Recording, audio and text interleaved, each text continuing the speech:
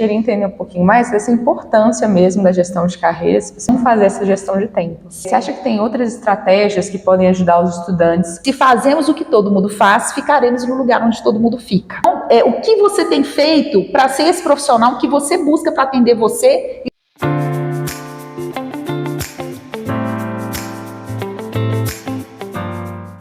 Oi, gente! No episódio do Quem Quer Pode de hoje, vamos entrevistar a doutora Cleia Batista Dias. Ela possui graduação em Medicina Veterinária, mestrado em Ciência de Alimentos e doutorado em Ciência Animal. Atualmente, ela é professora do curso de Medicina Veterinária e chefe do Departamento de Tecnologia e Inspeção de Produtos de Origem Animal na UFMG. E desde 2019, ela também é professora da disciplina de Coaching e Gestão de Carreiras. Bom dia, professora Cleia. Bom dia, tudo bem? Muito obrigada por vir aqui hoje. É um prazer. Então, para a gente começar a nossa entrevista, você poderia falar um pouquinho mais sobre a sua formação, sobre a sua área de atuação e até sobre o seu interesse, né, na gestão de carreiras? Sim.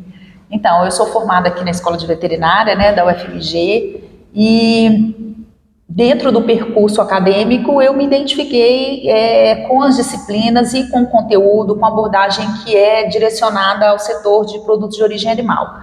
E nesse sentido eu tive a oportunidade de fazer o mestrado na Faculdade de Farmácia da UFMG também, na área de Ciência de Alimentos.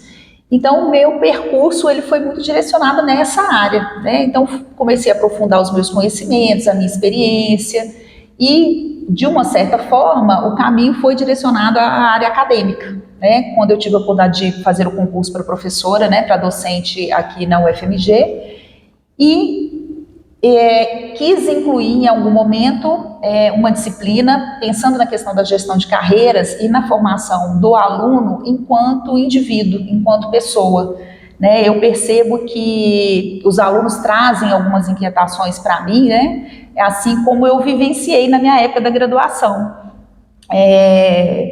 Dúvidas com relação ao exercício profissional, um certo nível de insegurança, né, o que será de mim quando eu formar, né, aquele desprendimento daquela fase de deixar de ser aluno para ser um profissional, né? Então eu percebi que muitos relatos, essa experiência eu vivenciei enquanto aluna. E nesse sentido eu quis colaborar, pensando que a formação de um aluno na universidade ela tem que ir além do técnico. Existe aí da minha parte um desejo de colaborar de uma forma mais efetiva nessa formação de pessoas, né? E colaborar com esse aluno nesse direcionamento da carreira que ele escolheu. Muito legal.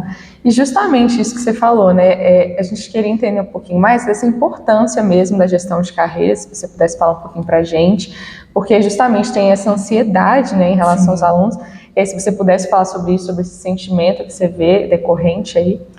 Então, eu acredito que nós somos muito jovens quando chegamos aí ao final do ensino médio e temos que tomar uma decisão que vamos carregar para uma vida inteira, né? Então, quando saímos lá com 18, 19, talvez 20 anos, escolhemos uma profissão.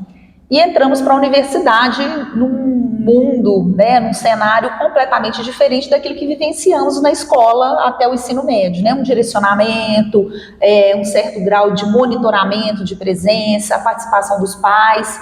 Então, há uma mudança muito grande em relação ao perfil desse aluno. E então eu vejo que é importante o aluno, dentro dessa escolha, buscar um caminho que possa colaborar com ele para ele fazer uma trajetória mais leve, né? Eu costumo dizer que o aluno faz uma escolha, às vezes influenciada pela própria família, por profissionais daquela área que ele escolheu ou não, ou inspirado em algum outro profissional, mas que de fato ele só vai vivenciar e ter uma certeza em relação àquela escolha quando ele estiver na universidade. Né? E isso gera muito conflito, gera insegurança e às vezes a universidade não está preparada para acolher esse aluno dessa forma. Né? E eu costumo brincar até com os meus alunos, uma disciplina que eu oferto lá, que é a disciplina de gestão de carreira, né? Coach de gestão de carreira, que a qualquer momento nós podemos mudar a nossa trajetória, mas é uma decisão muito difícil. Né? Haja vista a presença, né? Já a oportunidade de estar numa universidade pública, uma universidade renomada, então tomar a decisão de deixar o que se tem, abrir mão do que você está vivenciando para iniciar um novo momento, às vezes é uma decisão muito difícil, né? Mas às vezes ela é assertiva, porque vivenciar 30, 35 anos de uma experiência que não é agradável, ela pode trazer muito mais transtorno do que uma mudança ali no quarto período, no primeiro período, no sétimo período, no oitavo período, né? Então é importante fazer essa reflexão, né? O quanto aquele momento ele faz sentido para a vida daquele aluno e daquele futuro profissional. Sim, uma coisa que eu já pensei muito até era, por exemplo, a pessoa está no oitavo período, aí eu falava assim, por que você não termina assim, só para ter o diploma, né? Então realmente é uma decisão muito complicada. E até em relação a isso da faculdade que você falou, né, que tem essa questão de as pessoas às vezes, assim, elas já entram na faculdade e não tem muito tempo para pensar, para se planejar, né? E aí eu queria até te perguntar sobre a questão da gestão do tempo, se você podia contar mais, como fazer essa gestão de tempo. Sim, esse é um dos temas que eu mais trabalho com os alunos, né, e que é importante porque toda vez que eu abordo esse tema, que eu falo sobre esse tema, naturalmente eu estou falando para mim, né? Então é um exercício que precisa ser praticado o tempo inteiro. O grande ponto, né, em relação à gestão do tempo é o planejamento. Em todas as áreas. Então, existem momentos que demandam mais a dedicação num determinado assunto, num determinado momento da sua vida. É o que eu falo com os alunos. Durante o semestre, existe ali a necessidade de uma dedicação maior, talvez no final do semestre, na semana de prova, mas existem orientações que devem ser seguidas desde a primeira semana de aula, porque o cronograma da disciplina já foi colocado, você já consegue se organizar com relação às datas das provas, possíveis relatórios, visitas técnicas. Então é necessário que essa organização, por exemplo, do semestre, ela comece no início do semestre. Quando a gente vai protelando, que é super natural, né, do comportamento humano, a gente, depois eu faço, daqui a pouco eu penso nisso, muitas coisas precisam ser organizadas ao mesmo tempo. E aí, quando a gente consegue ter um pouco mais de consciência disso, a gente observa que não é a falta de tempo, porque o problema não seria resolvido com mais horas no nosso dia. Né? Então, é importante ter clareza da classificação, vamos dizer assim, das atividades que estamos envolvidos. Por exemplo, o quanto uma atividade ela é importante, o quanto ela é urgente, ou o quanto ela é dispensável naquele momento. Né? Prioridades, então, né? Definir prioridades e se organizar. É se organizar para o momento de estudar, é se organizar formalmente em relação ao tempo. Eu vou tirar 2 horas do meu dia, 3 horas do meu final de semana, porque semana que vem eu tenho uma prova importante, um conteúdo mais difícil que eu tenho dificuldade. Então, o planejamento, ele é que dita a gestão do seu tempo. E é difícil, né? As informações chegam muito rápidas. Na minha época de aluno, a gente não tinha e-mail, a gente não tinha celular, não tinha WhatsApp. Então, as informações chegavam dentro da sala de aula, né? Então, a gente anotava e se planejava dentro de um tempo. A gente se planejava para ir à biblioteca pegar um livro, porque não tinha exemplares para todos os alunos. Então, a gente precisava, às vezes, até entrar numa fila de espera para o colega devolver o livro para a gente pegar o livro. Né? Então, existia uma organização. E essa ferramenta digital, ela traz um pouco de inquietação. Por quê? As pessoas mandam as informações, a velocidade com que a informação e a demanda chegam, ela é muito rápida e naturalmente isso gera uma cobrança. Né? Então, já aconteceu comigo e eu acredito que tenha acontecido com muitas pessoas. Né?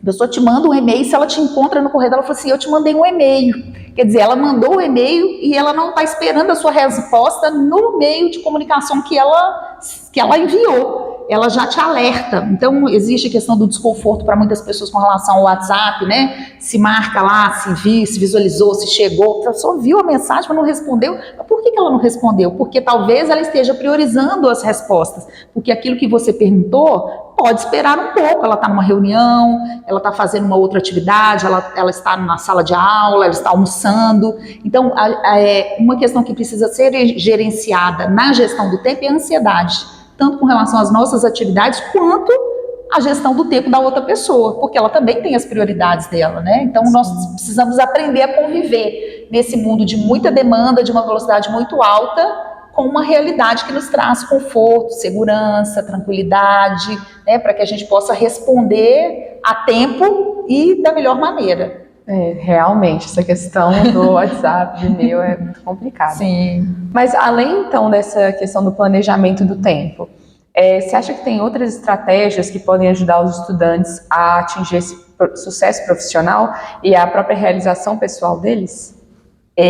Ainda dentro do contexto do tempo, focando na questão do planejamento, é isso. À medida que a gente tem entendimento ou que a gente reconhece uma afinidade numa determinada área, que talvez seja o nosso plano de voo, vamos pensar assim, né? É importante a gente entender quais os eventos que estão envolvidos ali, o que é mais importante participar, talvez procurar um professor que tenha um projeto de iniciação científica, extensão, para criar vínculos e proporcionar ao aluno uma experiência diferenciada daquilo que ele vê em sala de aula num contexto mais teórico, né? Então é importante para que ele construa esse caminho dele, até para ele entender se de fato é aquilo que ele quer ou não, para ele viver essa experiência, né? Então isso é muitíssimo importante. Sabe uma coisa que eu já ouvi muita gente até falar, que às vezes parece que vale mais a pena fazer projetos fora da sala do que na sala. Então aí vão colocando isso, só que aí vira uma bagunça as questões da sala.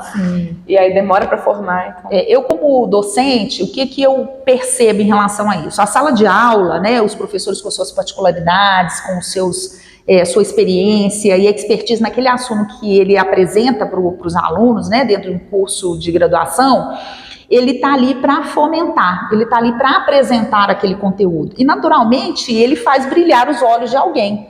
Seja por uma inspiração pessoal, a conduta, a forma como você se relaciona com o aluno, a forma como você apresenta o conteúdo. E aí esse aluno que se despertou naquela área, ele vai buscar qual que é o caminho para ele seguir, né? Então, usar um profissional, usar uma área como inspiração, não como um modelo padrão, porque senão gera frustração, né? Eu tenho um professor, pesquisador, que não necessariamente é o melhor docente, né? Aquele que tem uma didática perfeita, mas ele traz um conhecimento.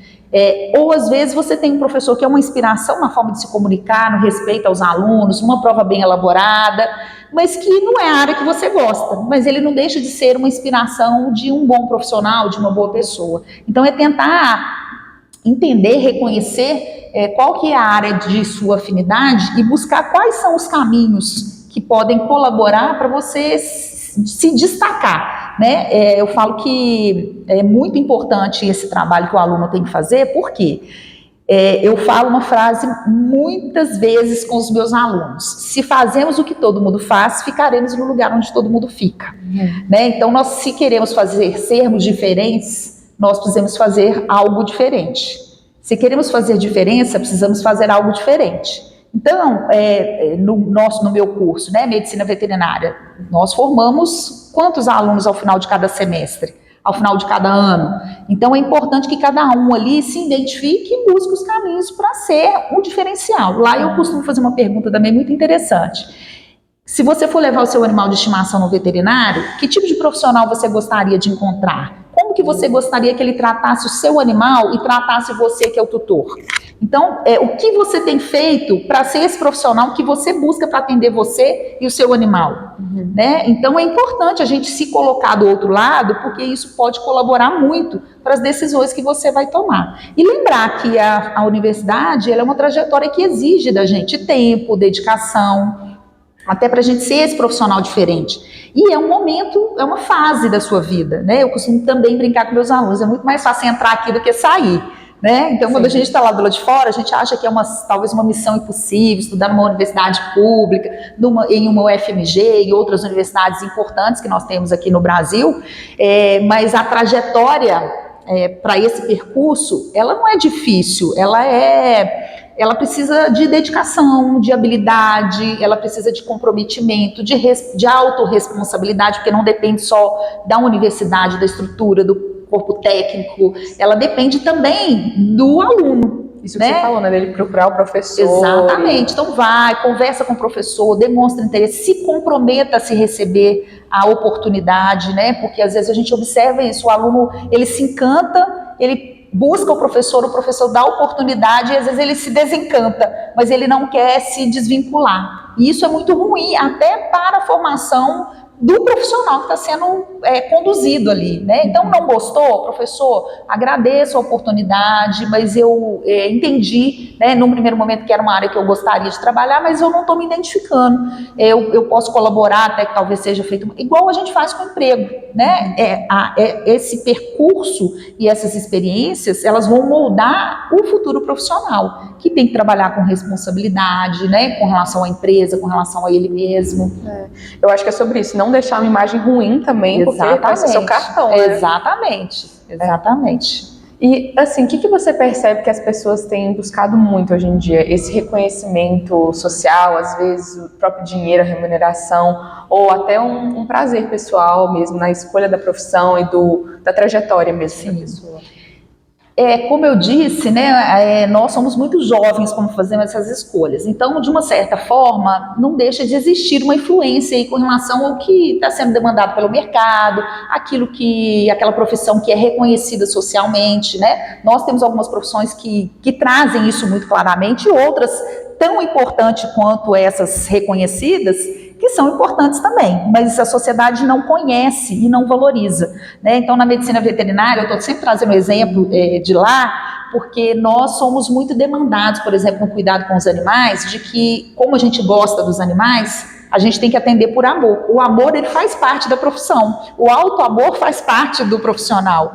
Mas é importante entender que o dinheiro, a energia do dinheiro, ela faz parte de uma realização profissional. E não há nada de errado em relação a querer ser bem-sucedido, de querer ser realizado financeiramente. Então, essa desconstrução é um trabalho que precisa ser feito com os alunos. Né? Então, eu quero ser bem-sucedido, naturalmente vem o reflexo dos ganhos financeiros, e eles são importantes no mundo em que vivemos, né? Para eu montar uma clínica veterinária de boa qualidade, para dar aos meus pacientes e aos tutores uma infraestrutura para acolhimento, para exames, isso tudo requer um investimento muito alto, né? A medicina veterinária, ela usa recursos que a medicina humana usa, né? No entanto, esse trabalho ele não é tão valorizado, ele não se equipara para grande parte da sociedade como um trabalho, porque se entende que a gente tem que trabalhar por amor. Claro, o amor ele tem que estar na docência, ele tem que estar na odontologia, ele tem que estar na psicologia, ele tem que estar no direito, né? Essa relação empática de acolhimento, de entendimento, ela tem que existir em todas as profissões, porque senão você não consegue se sustentar nela, né? Dentro de concursos públicos, por exemplo, o que a gente vê? A pessoa se organiza, se planeja, ela atende o pré-requisito básico de um concurso, mas quando ela toma posse, de repente ela não se vê naquela função, naquele cargo, naquele emprego, e ela vive uma vida inteira frustrada, apesar da estabilidade que o concurso público traz para ela. Então, assim, é importante a gente ter afinidade com o que a gente faz, gostar do que a gente faz, porque aí a gente faz muito melhor. É muito mais fácil até lidar com as dificuldades que vão aparecer, independente da profissão escolhida. Sim. Nossa, é a questão da consulta por WhatsApp, né? Sim, tem isso que aconteceu.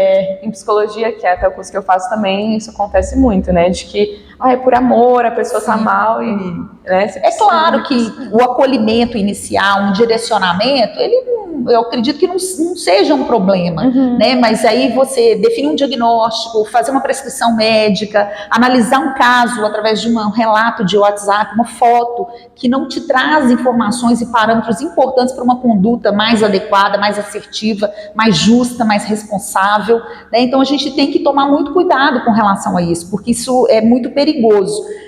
Porque se funciona, dá certo a sua dica, a sua orientação, está tudo certo. Se não dá certo, você será questionado com relação à sua conduta, que não é a correta, né? Então, assim, eu acredito, né? Eu hoje, além de docente, estou estudante de psicologia também, né?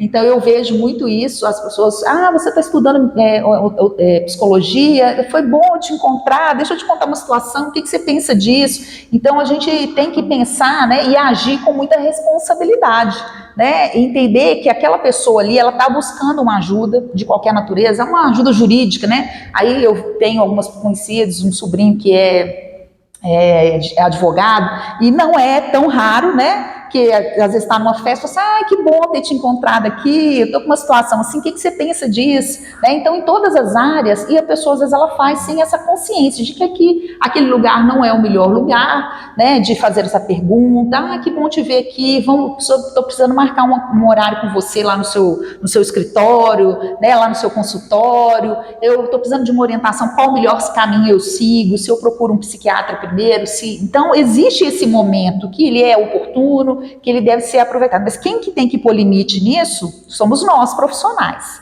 né? Dar o acolhimento e falar, até aqui eu posso colaborar com você, daqui para frente a gente precisa ter uma conversa mais pontual, mais específica, para eu entender sua demanda e para colaborar de uma forma melhor, né? Então esse é um trabalho também que eu acredito ser muito importante na formação dos alunos e na formação de uma carreira, porque a profissão é aquela atividade que a gente escolhe. Então eu escolho ser farmacêutica, eu escolho ser engenheira de alimentos, eu escolho ser psicólogo, eu escolho ser engenheiro mecânico, eu escolho ser dentista, mas a minha carreira, enquanto um desses profissionais, é muito diferente. É o que você falou de não só o técnico, né? A pessoa exatamente, saber. É lidar com as pessoas. Então hoje a gente observa a questão da manifestação de muitos problemas mesmo comportamentais, dos relacionamentos. A pessoa não sabe lidar com as emoções, as pessoas não sabem lidar com as frustrações, e às vezes elas levam para uma relação profissional aquilo que ela tem dificuldade na relação com ela mesma,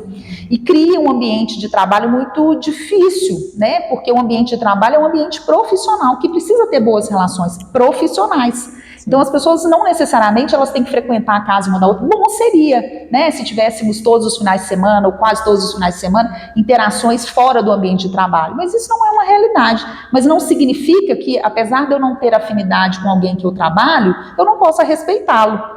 Né? Eu não posso fazer um trabalho técnico junto, um trabalho acadêmico, colaborar de uma certa forma, né? Então é importante essa maturidade, e que esse é um dos meus objetivos, colaborar para o aluno para ele refletir sobre isso, porque existem situações que são imprevisíveis, né? E o mercado de trabalho vai exigir isso desse profissional. Muito legal. E a universidade é justamente essa transição, né? É essa transição. E aí, puxando de novo o assunto das redes sociais, que a gente tinha comentado, você acha que elas, então, auxiliam na questão até da divulgação desse profissional mesmo, né? Ou não? E aí, por exemplo, você acha que vale a pena o estudante já fazer um LinkedIn, ou fazer um Instagram e tal, nesse sentido profissional? Sim. Então, as redes sociais, elas são a nossa realidade atual, né? Então, eu venho de um modelo que é completamente diferente, né? Não tínhamos celulares, a nossa comunicação digital começou com os e-mails, então era tudo muito formal, era no papel, era horário de atendimento, então nós tínhamos um outro formato. Então, é difícil não participar desse cenário. O importante é que nós possamos usar essas ferramentas da melhor forma possível.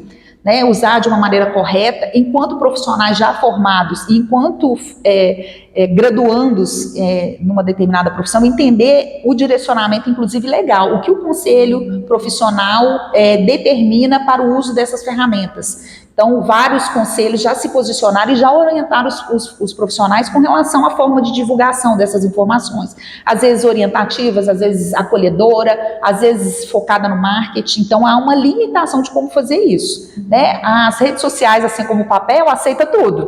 Tudo que a gente quiser dizer, tudo que a gente quiser escrever, não haverá impedimento. Mas a responsabilidade, como essa informação chega do outro lado, como ela é processada, ela é importante para quem recebe. Na psicologia tem, né? Tem. E tão importante para quem fala. Porque uma fala sua gravada, uma informação que você divulgou, ela é uma prova daquilo que você disse. Né? E existe a informação alcança um universo que talvez nós não conseguimos mensurar. Né? Então tem que ter muita responsabilidade. É um caminho legal. Eu vejo muitos profissionais muito bem sucedidos que inclusive agora estão quebrando esse paradigma, né, de ir para as redes sociais, fazer propaganda do seu trabalho, não puramente pelo marketing, mas para divulgar e para se inserir nesse mercado que é competitivo, né? Então eu penso que é difícil viver fora do mundo digital, né? Quando eu vejo alguém falar assim, eu não tenho WhatsApp, né? Eu vejo lá, visto o WhatsApp ontem, 15h43 da tarde, como assim, né? Por quê? Mas a gente precisa lidar com isso, né? De entender que nem muito e nem pouco, principalmente de acordo com a atividade e a competitividade do meio que a gente está trabalhando. E a questão do LinkedIn, você acha que vale a pena? Sim, dentro da cada rede social, né? Cada ferramenta, cada programa, ela tem as suas especificidades, né? Então, a gente tem aí o Facebook, o Instagram, a gente tem, né, o antigo Twitter, que é o X, nós temos agora nós temos o LinkedIn, que já é uma plataforma bem antiga, né? E cada uma tem o seu perfil e a gente tem que entender como se comunicar dentro dessas plataformas, né? Então, o que eu percebo? O Instagram, ele tem todo um formato de divulgação de foto, uma legenda pequena, né? Estou falando assim da minha percepção, não sou expert no assunto.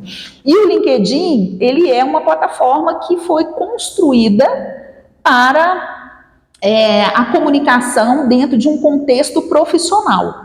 Então, a linguagem, a minha postura, as informações que eu vou alimentar uma plataforma, um aplicativo que eu vou alimentar outro, eles são distintos, né? Então, isso é importante. Se eu quero apresentar e me inserir no mercado de trabalho, ofertar aquilo que eu tenho enquanto profissional, eu tenho que ser profissional e filtrar as informações que eu vou inserir no LinkedIn. Isso é muito importante, porque é uma plataforma que ela está disponível e é acessada, se não me engano, ela tem 900 milhões de usuários.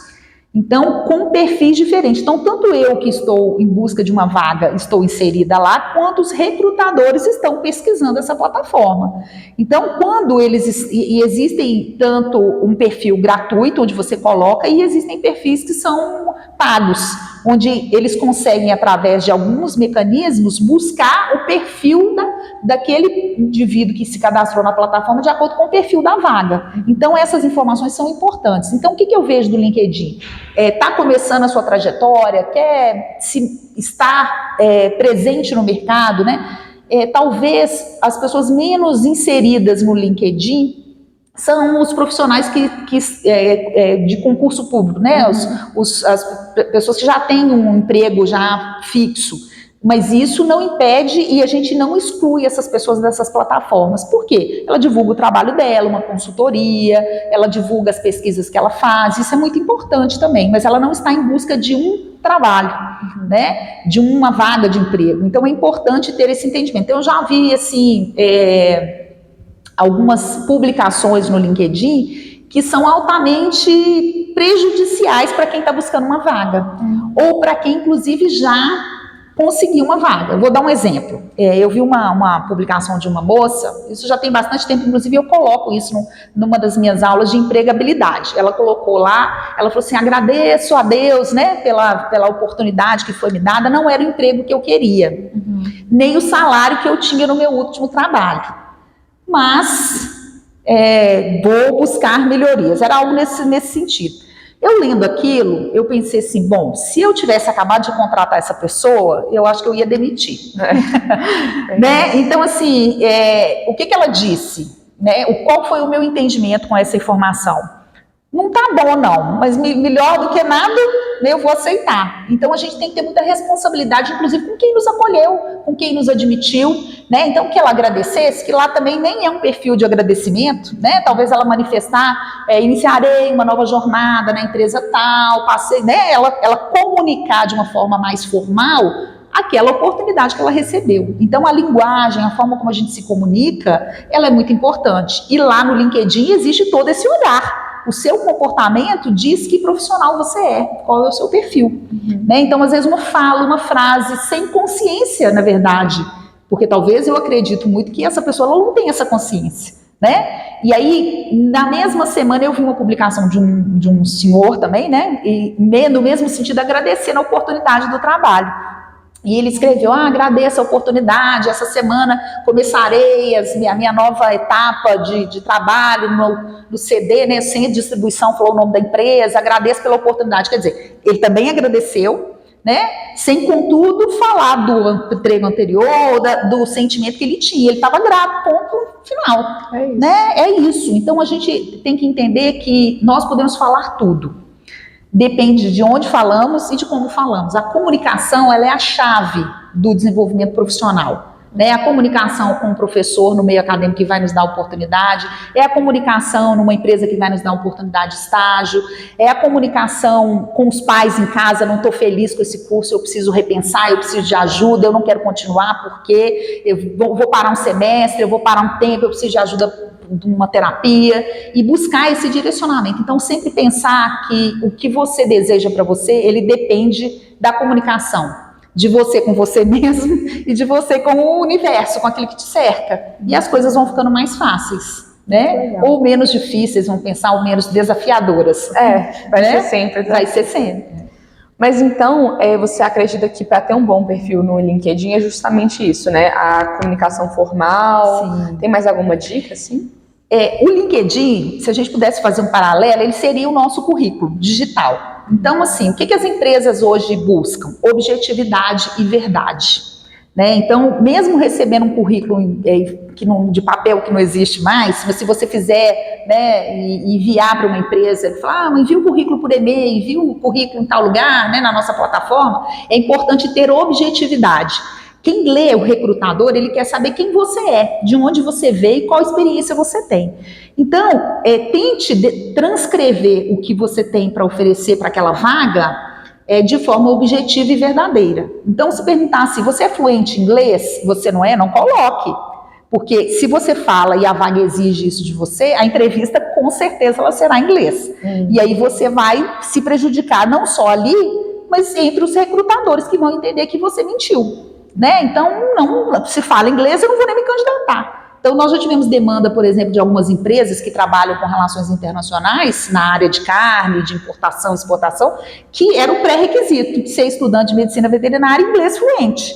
Então, o aluno ele precisa atender os pré-requisitos que estão determinados ali. Se não existe uma vaga explícita, mas você tem o desejo de ocupar uma determinada área, busque qual é o perfil que aquela empresa ela traça para os seus colaboradores, né? O que ela deseja que ele tenha. E muitas coisas estão embutidas, né? A questão da flexibilidade. Claro que e as informações adicionais, elas são obtidas na entrevista. Então, se você, dentro do seu currículo básico, com o seu cartão de visita, a pessoa leu, o recrutador leu, e teve afinidade, entendeu que você parece que tem o perfil, ele vai te chamar para uma entrevista. E ali ele vai te fazer perguntas de outras naturezas, para entender sua flexibilidade, sua resiliência, porque tem coisas que não são avaliadas no que está escrito no papel. Você participa, por exemplo, de um projeto voluntário? Participo. Isso vai dar um entendimento do quanto você é preocupado com as questões sociais. Mas se você valoriza isso no seu currículo, no seu LinkedIn, talvez fuja ao contexto.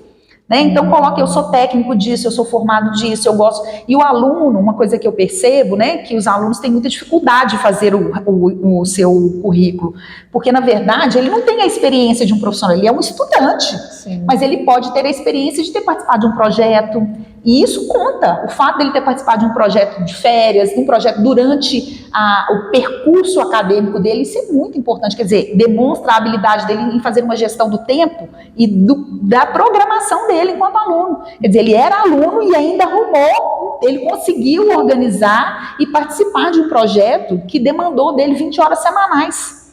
Né? Então, ele está sendo diferente. Né? E aí, qual é o projeto, como que isso aconteceu, como é que ele organizava o tempo dele? Se ele for de interesse daquela empresa, isso será perguntado na entrevista. E saber se comunicar também. Então, exatamente, a questão importante, né? Hoje a gente vê as mídias, né? A gente falou das redes sociais, então às vezes a gente vê a pessoa lá na foto do Instagram, a gente vê a pessoa lá na própria foto do WhatsApp, do perfil, né? E a pessoa põe uma foto que na hora que ela chega, você fala assim, gente, acho que a pessoa errada entrou. Né? Então, assim, seja você, claro, não vai ficar todo desorganizado, com uma roupa que não é legal, mas seja você, né? Se apresente como você é, na sua simplicidade ou na sua elegância. O que se deseja é ter a essência da pessoa. Né? Então, cuidado com isso, com muita maquiagem. Então, eu brinco com meus alunos, foto de perfil não é foto de perfil. Você não tem que estar de lado, você não tem que estar de costa no pôr do sol. Né? Um perfil profissional, ele não pode ser assim. Na veterinária, a gente ainda tem uma liberdade de ter dentro de um no Instagram ou dentro até de um LinkedIn, uma foto com um animal, né? Porque isso representa a nossa profissão, mas para outras pessoas pode significar para um recrutador que você é uma pessoa que tem ali uma afinidade, que você gosta de animais, que isso é importante para algumas questões, se você tem habilidade, que os animais, a gente sabe o quanto eles são importantes num contexto emocional, mas se você vai concorrer a uma vaga que exige uma formalidade, nada de ser informal nas fotografias, né, com roupa de banho, a sua foto pode ter ficado lindíssima no pôr do sol de biquíni, de sunga, mas não é uma foto que deve ser colocada num perfil profissional, né? Cuidado, muito cuidado com erros de português, né? A gente percebe o quanto está sendo difícil para os adolescentes, para as crianças e para jovens adultos, né? Escreverem, mas a gente tem recurso, né? Então, cuidado com o corretor ortográfico, releia. Se você tem dificuldade com uma palavra, busque uma palavra similar, pergunte para alguém, né? Vá lá, digita, vai no dicionário. Cuidado, porque a escrita mal elaborada e o erro de português, ele pode tirar a oportunidade de você demonstrar o seu potencial, né? Então, cuidado com as abreviações de conversas de celular, né? Que às vezes é necessária, né? Mas se treine para isso, né? Eu não escrevo de forma alguma VC, PQ, eu não escrevo, porque eu penso que se eu começar a me comunicar dessa forma, isso vai virar um hábito, e eu não vou perceber, às vezes, o quanto e qual o momento melhor de usar essas informalidades. Isso pode prejudicar a minha comunicação. Então, quer dizer, eu não estou em excesso quando eu converso com os meus filhos, com meus alunos, escrevendo você, porque, talvez, e outras coisas que eu não sei como é que abrevia. Eu não estou em excesso. Eu estarei errando se eventualmente eu me comunicar com alguém de uma forma mais formal, na linguagem ou na escrita de uma comunicação informal. Então, se policie em relação a isso. Então, fotos adequadas, informações verdadeiras que serão verificadas, a questão dos erros de português, né? Não tem experiência, conheça a empresa que você se candidatar, né? Então, que essa empresa trabalha com o quê? Qual que é a frase principal? Ela se vende, que produto que ela vende? Qual que é o perfil? É importante você conhecer, né? Eu vou contar uma experiência que eu passei aqui quando eu fui numa primeira vaga de estágio, eu e alguns colegas vou falar a empresa que é a Bayer, né? Aí nós estávamos lá no escritório do representante aqui em Belo Horizonte, e a primeira pergunta que ele falou assim, quando a gente fala Bayer, qual que é a primeira coisa que você lembra? Se é Bayer, é bom, né? Então, como é que você vai trabalhar numa empresa, né? Olha como é que foi, quer dizer, nessa resposta ao entendimento que você sabe de que empresa que a gente está falando, né? Então, é importante entender essa empresa, quantos colaboradores que ele tem, o que ela vende, o que é o comercialista, se ela importa, se ela exporta, o que é essa empresa? Por que eu quero ir para lá? O que eu tenho para oferecer? O que eu tenho para ganhar estando lá? Então, a gente precisa analisar o que eu quero para mim. Por exemplo, exatamente. É mais descontraído, né? Exatamente. Então, assim, e aí você trouxe uma coisa muito importante. Conhecer o perfil da empresa é muito interessante. Então, eu vou para uma entrevista. Aí eu vou para uma entrevista de pet shop. Todo mundo mais descolado, né? Os veterinários lá de jaleco, tênis, eu chego lá de salto, né? Toda maquiada, totalmente fora do contexto. O que eles podem pensar? Bom, será que ela só anda assim? Ela veio para a entrevista? Ela não entendeu, as unhas podem ser bem feitas, pintadas, mas será que ela com essa unha muito grande, né? Então, assim, é entender o ambiente que você está buscando essa experiência, essa colocação, né? E, às vezes, o aluno se organiza para uma entrevista, ele chega lá de terno, e está todo mundo lá de blusa polo, todo descontraído, e, às vezes, o contrário. É uma empresa que tem uma formalidade, que você vai conversar com o diretor da empresa, então, tente entender isso, né? Eu costumo dar essas dicas, procure saber onde que você vai, né? Se você for selecionado para uma entrevista, você conhece o lugar, o bairro, hoje a gente já tem acesso às plataformas, né? Você joga no Waze, tem lá o melhor horário para sair, que horas que você quer chegar. Então, existe todo um estudo, né, de tráfego para você saber, para você não chegar atrasado. Quer dizer, você jamais pode chegar atrasado, a não ser que a cidade inteira parou e 90% das pessoas chegaram atrasadas naquele dia por alguma circunstância, né, que estava sob fugiu o controle de todo mundo. E nem chegue muito tempo antes. Então, a entrevista é 9 horas, você não vai chegar às 7h30, 8 horas da manhã. Isso vai demonstrar claramente um nível de ansiedade. Então, se você quiser chegar cedo, chegue, mas não na empresa, chegue próximo da empresa. Ou seja, planejamento, né? Novamente, o que é planejar? Eu não sei onde que fica, qual que é o melhor forma de chegar lá? É de metrô, é de ônibus, de Uber? Tem lugar para estacionar? Ou eu vou chegar lá e eu não sei se tem estacionamento, eu vou pôr o carro na rua, eu vou ter que andar muito porque o estacionamento não é próximo, eu vou chegar toda suada lá. Então, isso é planejamento. Isso diz muito sobre você. Né? Então, a gente não pode, os imprevistos acontecem com todos nós, todos. Mas os imprevistos, eles normalmente são entendíveis. O que não pode é você demonstrar que aquilo faz parte da sua rotina comportamental, porque isso vai contra você. Né? E qual que é a grande oportunidade e inserção dos recém-formados, dos alunos? É a indicação. Então, nós temos um aluno que era estagiário, foi contratado numa empresa e ele recebeu uma oportunidade de trabalho num outro local.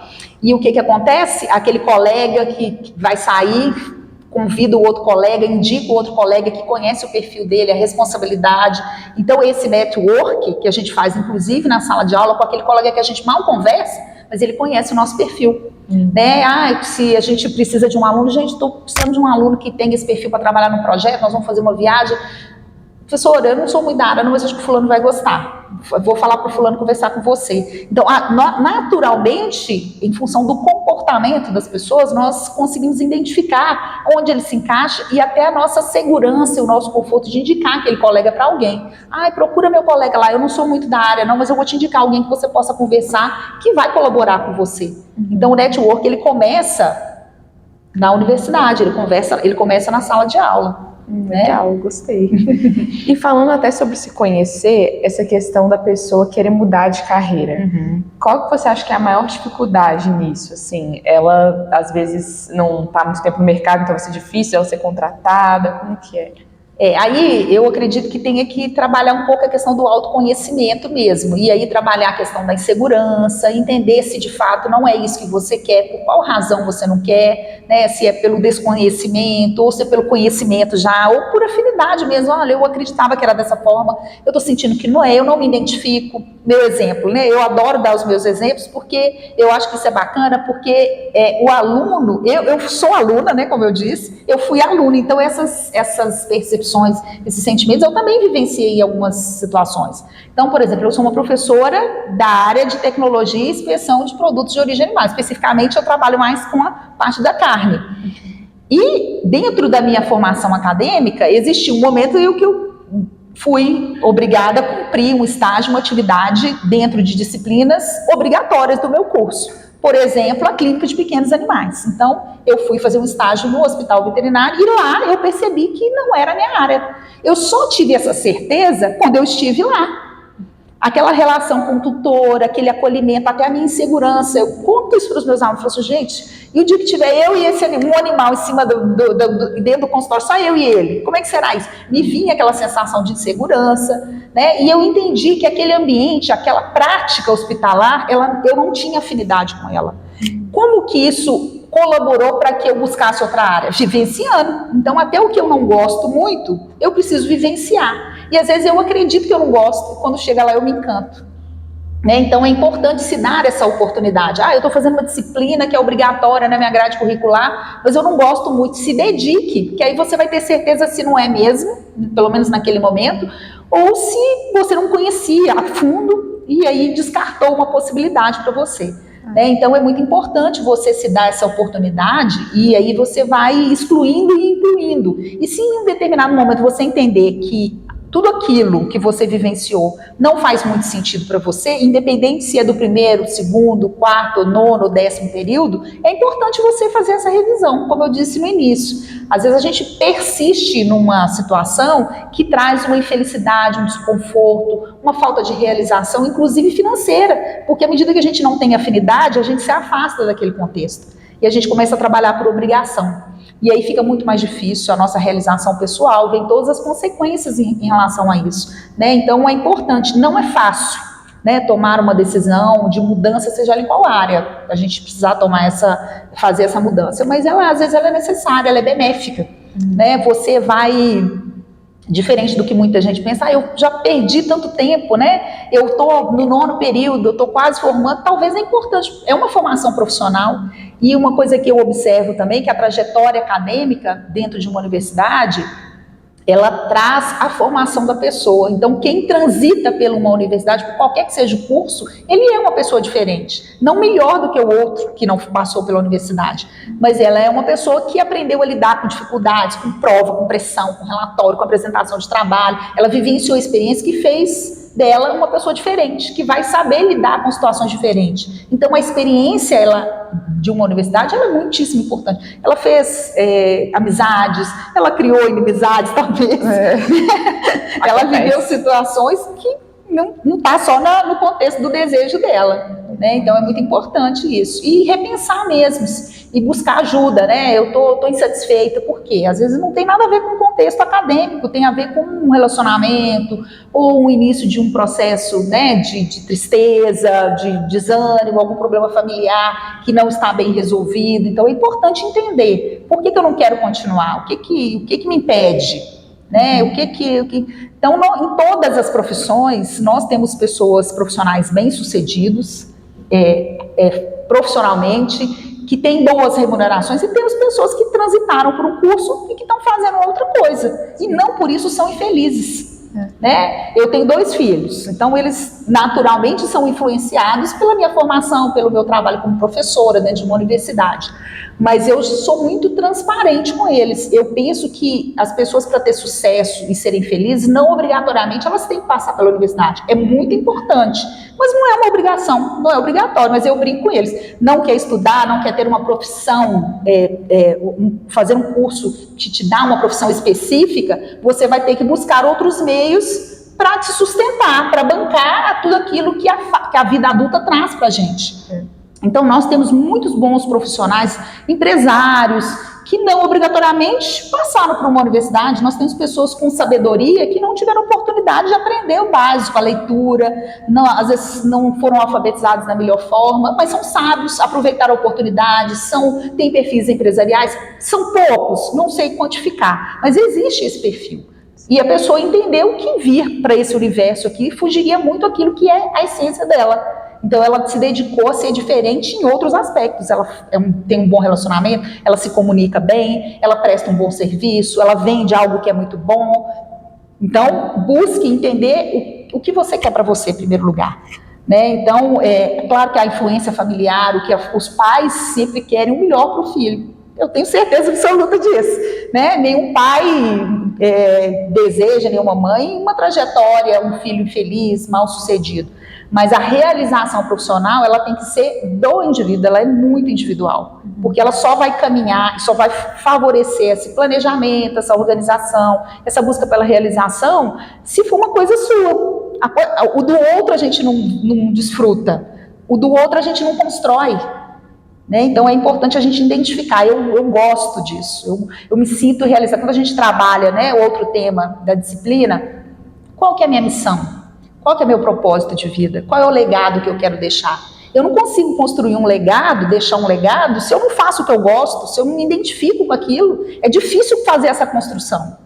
Né? Eu acho que também é isso que você falou, de a pessoa saber quais fortes dela, de que, por exemplo, se ela está fazendo essa transição, que ela não perdeu nada, né? Que justamente que ela ganhou essas habilidades. Até para tomar essa decisão. Ela só vai conseguir tomar essa decisão se ela passou por uma experiência, realmente isso aqui não é para mim. Eu não tenho afinidade, eu não me vejo fazendo isso. E uma coisa importante, todas as profissões, elas têm várias áreas de atuação. Então é importante, às vezes você não está se identificando como aquele profissional médico, aquele profissional veterinário, aquele advogado, aquele dentista, naquela área, naquele momento que você está. Busque outras alternativas dentro da sua profissão.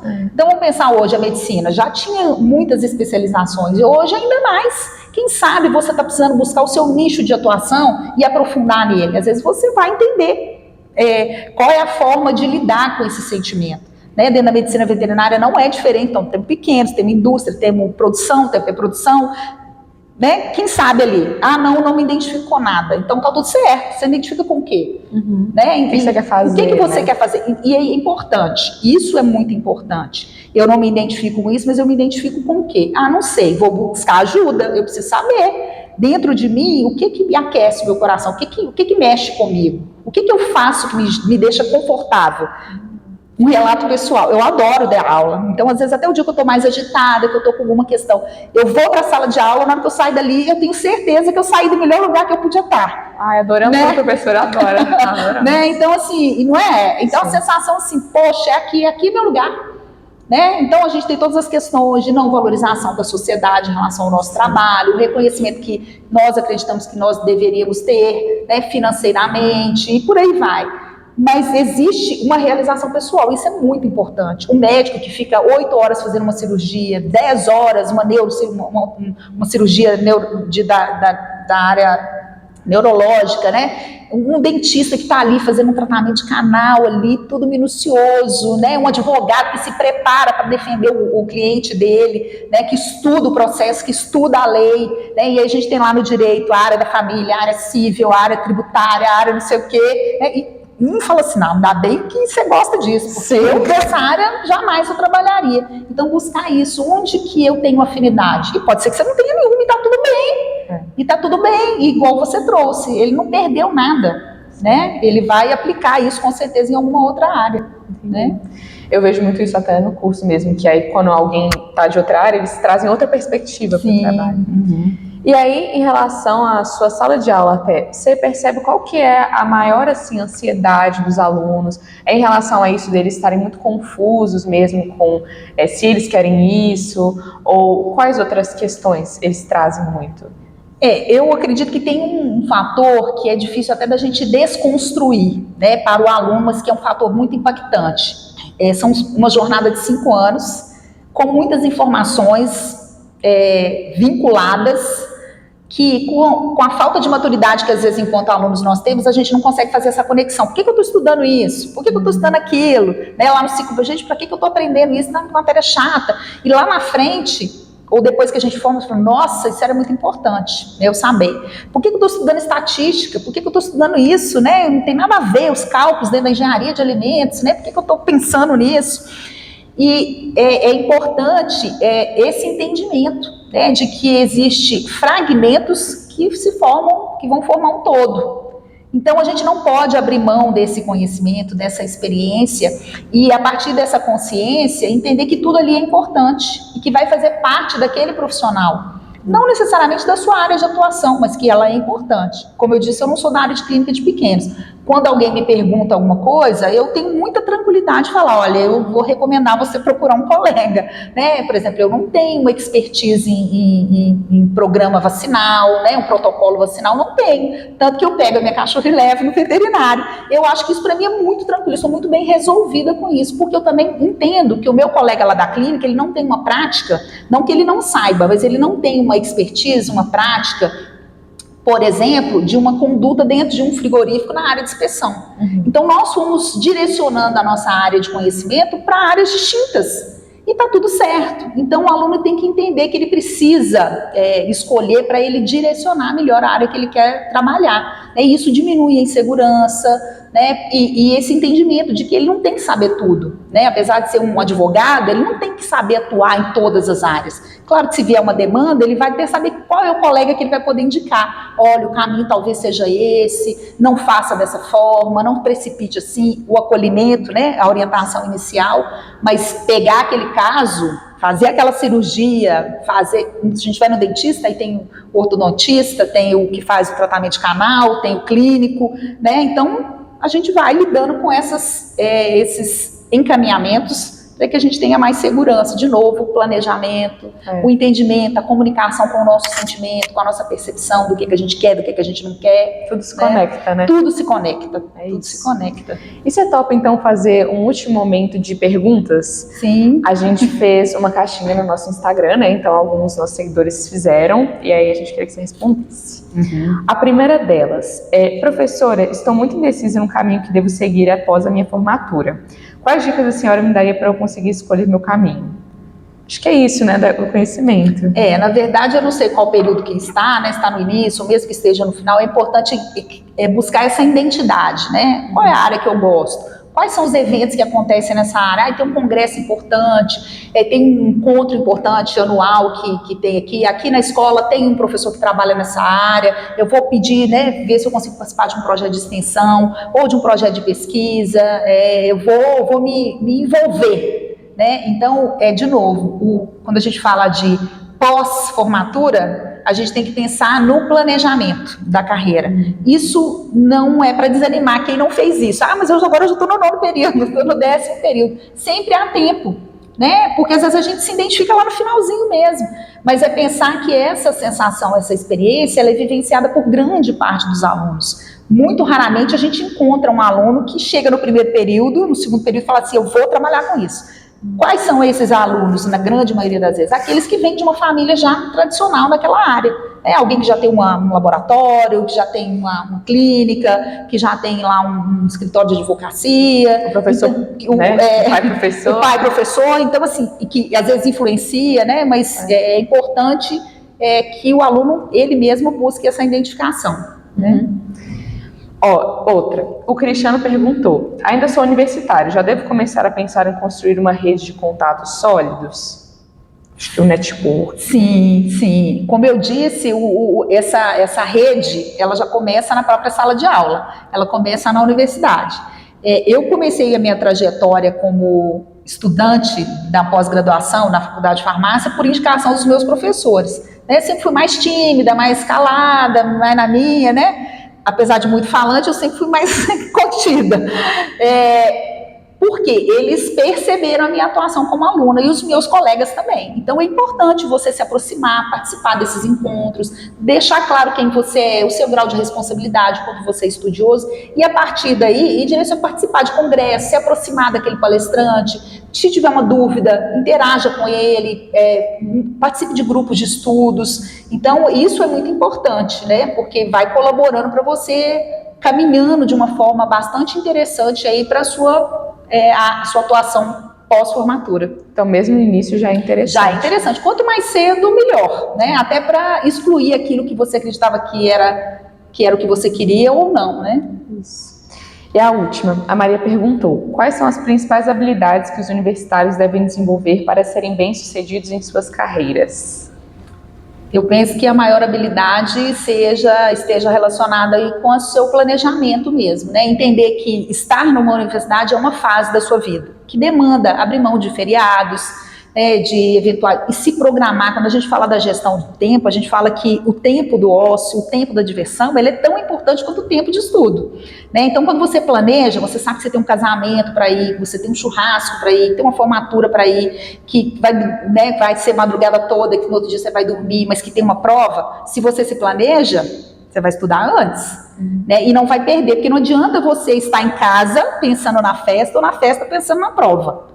Né, que você esteja inteiro na onde você tomou a decisão de ir. Então, é importante esse planejamento, né, em tudo.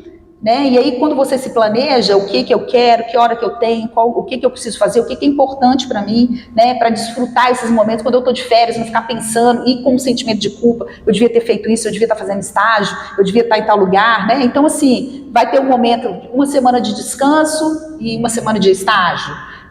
Nas férias mais prolongadas, né, de janeiro, fevereiro, que aqui na universidade nós temos, recesso do final do ano, primeira semana de janeiro e o carnaval, né, se programar. Nesse intervalo eu vou fazer um estágio, né, eu vou me dedicar ao estudo, eu quero fazer um concurso, entender o que quer e como fazer isso, né, isso é muito importante. De novo, o planejamento, né. E também acho até que o que você falou de a pessoa se colocar, né? Tipo assim, de ela não ser tão, às vezes, retraída para fazer esse network. E isso né? é importante, quando a gente faz o trabalho de autoconhecimento, a gente até trabalha a questão do perfil de liderança, né? Mas eu gosto, mas eu tenho dificuldade de falar. Então, quais são as características de um bom líder? Porque também ser muito falante, mas ser autoritário, não é característica de um bom líder. né? E não significa que você ser retraído, que você não tem o poder da comunicação para ser um bom líder. Então, quando a gente se conhece, né, existem várias ferramentas, inclusive alguns testes que a gente faz com os alunos na disciplina, que a gente vai direcionando para o aluno se conhecer. Poxa, eu preciso melhorar isso, eu preciso abrir mão disso, eu preciso me aprimorar na prática de oratória, eu preciso ser mais desenvolto. E existem várias questões que são de fundo emocional. Daí a minha procura pela psicologia, né? Por que eu fui assim? Era uma área que eu sempre gostei muito, eu gosto muito das pessoas, eu vejo o quanto isso é importante. Você gosta de seres, né? Eu sempre foi muito claro para mim isso, na minha relação com os alunos e com as pessoas, né, hoje como chefe de departamento e outras posições que eu ocupei como mãe, como dona de casa, né, que a gente precisa ter uma voz de comando, a gente precisa saber falar, a gente precisa ter propriedade, a gente precisa saber se comunicar, né, porque ali do outro lado existem pessoas que trazem uma história que precisa ser respeitada e honrada. Então, às vezes a gente vê um aluno com dificuldade de se comunicar, com timidez, que é um bom aluno, que estuda, tira nota boa, mas que na hora que vai para a prática, em função de algo que talvez que ele tenha vivenciado lá na infância, na juventude, algo que marcou a vida dele, um problema que nós desconhecemos. Atrás de cada ser humano existe uma história. E às vezes a história que a pessoa passou dificulta ela desenvolver a sua carreira profissional. Então ela não consegue se posicionar numa reunião, às vezes ela sabe, ela quer dar uma dica, ela está vendo assim, uma solução para aquela situação, mas ela tem dificuldade de se manifestar, porque ela foi intimidada em algum momento, ela tem crenças que ela precisa desconstruir, de que ela é incompetente, de que, né, aquelas falas que trazem muitos danos às pessoas, né? Ah, por que você não estuda igual seu primo? Por que você não faz igual sua irmã? Lá vem você de novo, né? Aqueles sentimentos que são alimentados lá na infância, um grito, um problema familiar, uma violência doméstica, coisas que talvez nós como docentes, como líderes, como gestores, não saberemos e não temos teoricamente a obrigação de saber. Mas às vezes a competência daquele indivíduo, a habilidade daquele indivíduo, a forma como ele manifesta, pode estar sendo abafada, vamos dizer assim, por uma questão que ele, se ele tiver um pouco de ajuda, se ele se permitir principalmente, isso pode colaborar para que ele ponha para fora aquilo que ele tem de melhor na área profissional dele. Então é isso, quando eu trago, que eu penso que nós docentes, né, com as suas limitações, com as suas habilidades, precisamos ter um olhar para os nossos alunos, para os nossos colegas de trabalho, que atrás daquele profissional, que atrás daquele estudante, existe uma história que impacta e que diz tudo sobre o comportamento dele, agressivo, tímido, choroso, isolado. Então a gente observa, eu tenho um olhar agora ainda mais diferente, né? Aquele aluno que chega por último, aquele aluno que sai primeiro, aquele aluno que você vai no pátio, ele está sempre sozinho, né? Então qual que é o trabalho que os colegas podem fazer desse acolhimento, né? Aqueles colegas que são sanguessuga, que pula nos grupos, que não faz nada, né? Como que o colega se posiciona em relação a esse colega de pôr limite? Não, no meu grupo não. Você quer fazer parte do meu grupo? Então a sua tarefa é essa, você tem até tal dia para entregar. Nós vamos reunir tal dia, tal hora, na hora do almoço, de tarde, e você tem que trazer a sua parte. E aí a gente vai colaborando com o outro, à medida que a gente não é tão permissivo assim. Então viver um desafio, né, academicamente, nos relacionamentos profissionais, nos relacionamentos afetivos, nos relacionamentos familiares, e somos uma conexão disso tudo. Então é importante a gente estarmos bem espiritualmente, independente de religião, de estarmos bem, isso impacta na nossa saúde mental, na nossa saúde física, né? O planejamento de fazer uma atividade física, né? De fazer uma caminhada, judô, fazer qualquer coisa. Não existe fórmula, né? Existem benefícios que isso tudo traz. Ir para a academia com sentimento de culpa? Não. Então, eu não gosto de fazer musculação. O que você gosta de fazer? Caminhada. Então vai fazer caminhada. Odeio caminhada. Eu gosto de lutar judô. Vá lutar judô. De novo, identificar aquilo que faz bem para você, aquilo que vai fazer sentido para você. Aí você vai fazer. Eu não posso ir todas as segunda a sexta. Quantas vezes você pode ir? 3 vezes? Vá 2. É isso, né? É pensar que primeiro para a gente, não na forma egoísta, egóica, né? É porque se a gente está bem, naturalmente a gente consegue lidar com todas as outras coisas que não são tão boas e que não estão tão bem, né? A saúde mental, ela caminha nesse sentido para que academicamente, falando no nosso contexto de formação de jovens profissionais, siga esse caminho. Fácil é? Não. Mas é possível. Entender que você tem a sua própria jornada, né? Exatamente. Ela é muito individual. Você pode ter colaboração, você pode ter ajuda, apoio, mas se você não fizer a sua parte, não adianta. Você pode estar na melhor universidade, ter os melhores professores, ter as melhores oportunidades de projeto, de pesquisa, extensão, ensino. Se você não se comprometer, não tiver autorresponsabilidade, se você não fizer a sua parte, não vai funcionar. Tá certo. E professora, você poderia deixar então um contato para os nossos ouvintes, caso eles tenham interesse em fazer sua disciplina? Então, eu estou lá na Escola de Veterinária, no Departamento de Tecnologia e Inspeção de Produtos de Origem Animal. Eu sou professora da disciplina de Tecnologia e Inspeção de Produtos carnes, né, e produtos derivados, e da disciplina de Coaching e Gestão de Carreiras. Também ministro com alguns outros professores lá algumas disciplinas na pós-graduação, na área de controle de qualidade. Então a gente vai variando para dar oportunidade dos alunos vivenciarem experiências diferenciadas, né? Então, se alguém tiver interesse, pode me procurar na própria escola.